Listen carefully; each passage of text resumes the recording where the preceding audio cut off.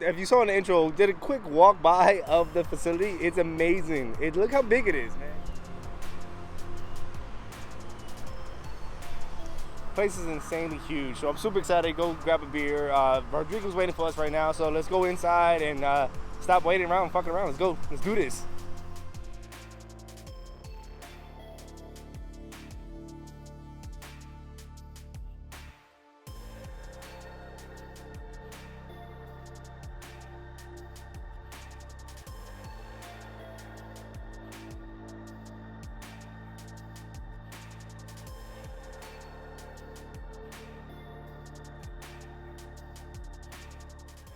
Dallas beer fans, hello. Gavin Secchi here, Three Nations Brewing. We've got Rodrigo de la Roca with me here. What up? Leah Johnson, the wonderful Miss Sydney Wells here. The Queen is back. The Queen is back. The Queen is back from Egypt, I understand. Yeah. Awesome. So the new place is open.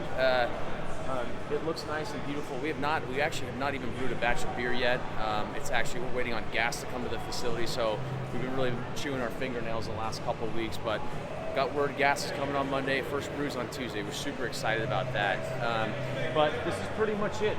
We actually haven't added any new equipment from the last place besides this small batch system here.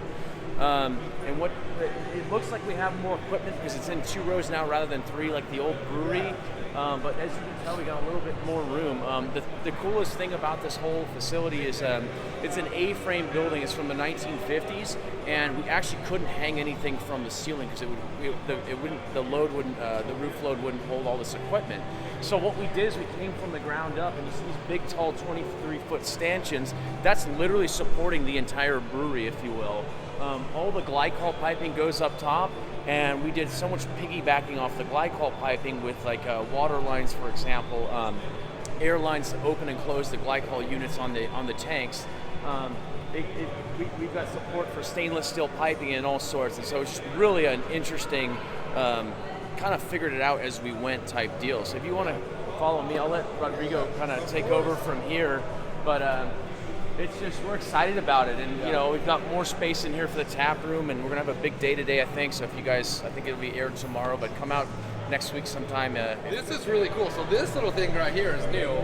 This is a 3-barrel small batch system. Okay. That we can make some weird stuff on. It actually used to belong to Hofbrau Steakhouse. I personally never went. I don't know. But system, it was sitting in storage for 19 years. Yeah. Cleaned it off, and brew kettle's right behind you over there. We're excited because we can make all those little weird beers that we can't make on a very large system. We can make here, test them out in the tap room, and then maybe you'll see it at a store near you. They're supposed to be quote unquote bright tanks, determination tanks. That's the old school way of saying. That's what they were called back in the mid '90s. But they were using these as fermenters as well. So in these, just kind of by happenstance, we're going to do very traditional styles in these things because they don't have racking arms. You can't dry hop beers in there. You can't do some sort of fruited sour because you're pulling everything from the bottom. There's no racking arm where you can leave all the hops and protein and yeast underneath the beer and you can draw from up top. So what we're doing is we're bringing in 3 7-barrel fermenters that are going to go back here, and we'll give you that tour here in a second. And that's going to be kind of for the weird, geeky beers, if you will. And then this kind of forces us to respect tradition in a way, which I think is kind of cool because that's kind of our tagline. You know what I mean? So, look for beers like, the Bull's Brown Ale, the American Wit to come back, Lady Luck, for example.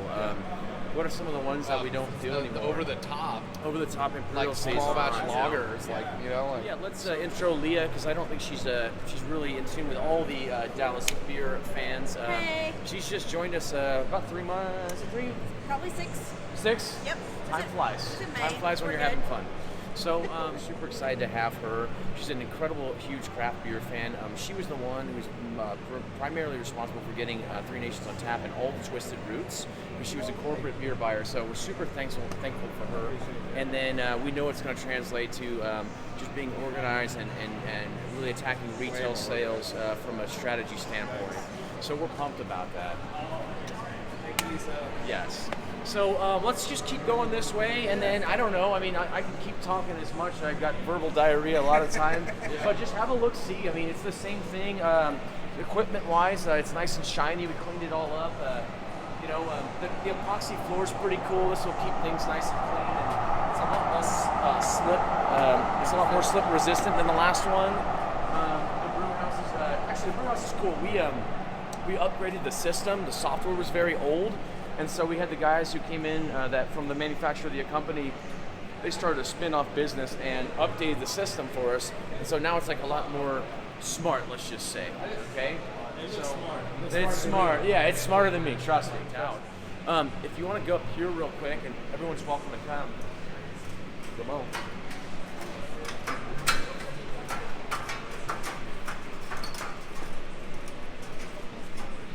So, just quick upgrades to the system. We don't have to get into too much detail, but it's just much smarter now. The interface is different. You can plug in what temperature you want your wort to go to the fermenter, and if the pump is running too fast, and it tells the computer for the pump to slow down so the wort cools down or heats up or what have you. It's really cool.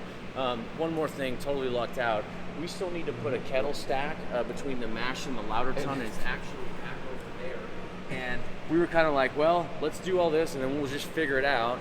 Well, it's kind of maybe hard to see from here, but it actually fits perfectly in between, behind all this piping and cage here. It looks like a lowercase h, right? It barely misses that stainless pipe up there by like, call it 4 inches. It's hysterical. So we totally lucked out. Yeah. So quick things about.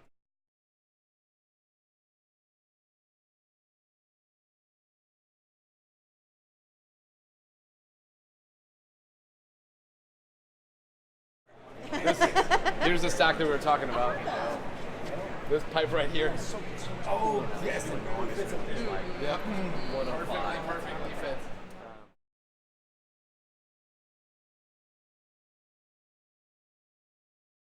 Yeah, it is. You know, it's so funny.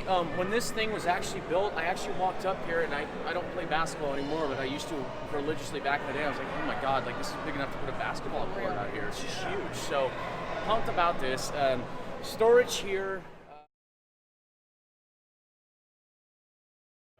This is beautiful. Look at the view up here.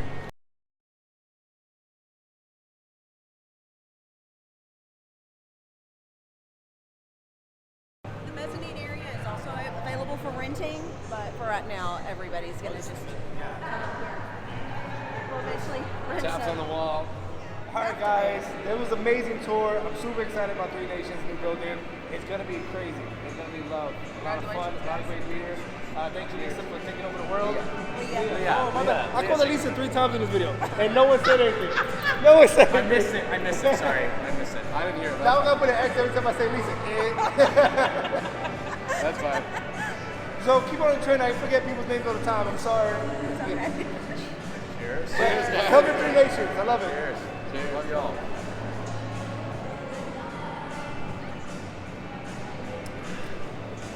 Come to Three Nations.